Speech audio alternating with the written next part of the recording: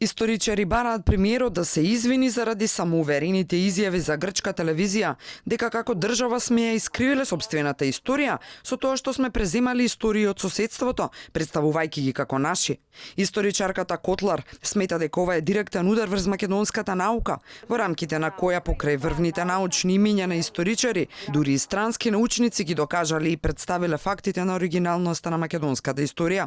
Како македонка, барам јавно извинување од страна на представниците на извршната власт да се извинат за она што е како формулација крадење на туѓа историја. Ние македонците и македонскиот народ сме се вградиле во сите вертикали на историското постоење и акти и како такви бараме јавно извинување и почитување на нашата историја. Заев ова го зборува во интервју пред да се случат грчките избори.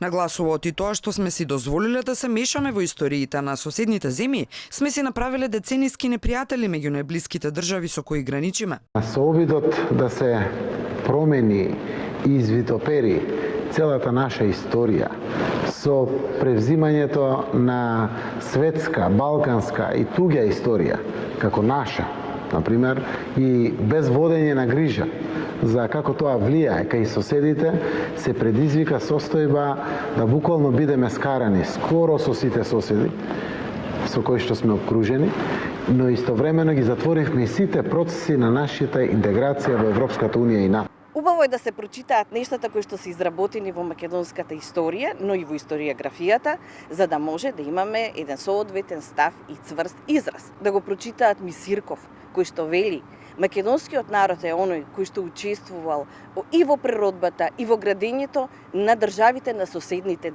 држави. Котлар констатира оти ваквите позиции на премиерот, односно извршната власт, не нудат безбедност, заштита и поддршка за македонската историска наука во било која смисла во овие комплицирани времиња во кои државата екзистира. Имам и прашање кон оние што денес ја представува таа извршна власт, чии представници се тие? Дали на македонската држава?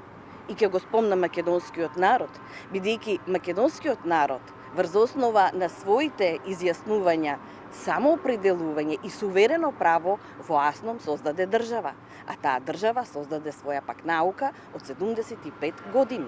Тоа е продукција на луѓе со огромни знаења, со огромен искуствен капацитет и не се сите македонци да не заглавиме во некоја мистификација на македонството. Во истото интервју Заев себе се представува како човек кој ќе бил запаметен по промената на името, што пак според него ни донало стратешки партнер и голем пријател во јужниот сосед. Како илустрација тука го споменува порастот на македонски туристи на грчкото крајбрежје, посочувајќи се себе си како редовен гости на Халкидики.